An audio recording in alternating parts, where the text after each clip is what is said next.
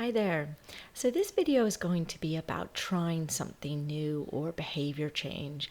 And behavior change is a really important part of managing persistent fatigue because the approach is really about curiously exploring new ways of moving through the world. But oftentimes there are barriers to exploring some of these new habits. And so this video is going to be about some of the common barriers that I see and some strategies to navigate around them. So, is the first barrier that I tend to see are difficult thoughts and feelings.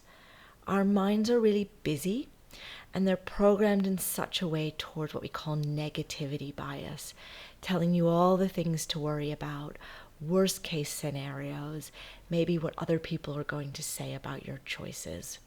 And lots of energy can be used struggling against these difficult thoughts and feelings. And so there's a lot of skill to be practiced and developed around how we relate to our difficult thoughts and feelings. But as a first step, I think it can be really helpful to just pause and identify them. Notice how they may be impacting you being able to move forward. And sometimes just by identifying them, there actually can be therefore a bit more space in navigating around them. So what I tend to see also is that people will pick behaviors that they're not really all that excited about. It doesn't really connect to the core of who they are. And maybe that's because they read somewhere that that behavior is supposed to be good for them or someone suggested it. But actually, when living with fatigue, it's so important that you're using your valuable energy in the service of what's important to you. So getting in touch with your core values can be a really helpful way to pursue behavior change. So maybe you want to have something like more creativity or more skillfulness, or maybe you want to pursue more self-care or sense of adventure. By identifying your values, you can then figure out what behaviors are in the service of those values. And then the third barrier I tend to see for people is that they'll pick a goal that's really, really big. And maybe that's because unless it feels like a big behavior, it's not worthwhile.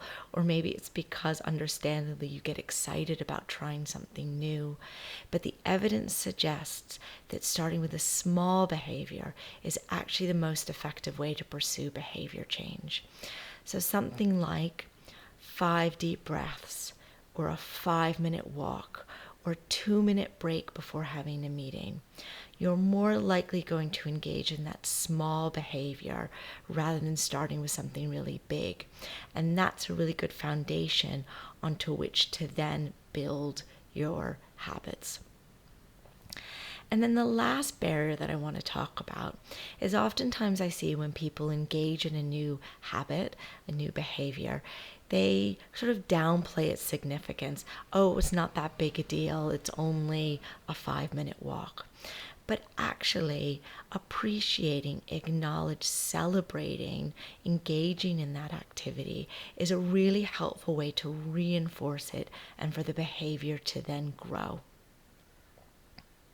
So I'm really hoping that just this quick exploration around behavior change will give you some tips on how to explore curiously trying out a new way to move through the world.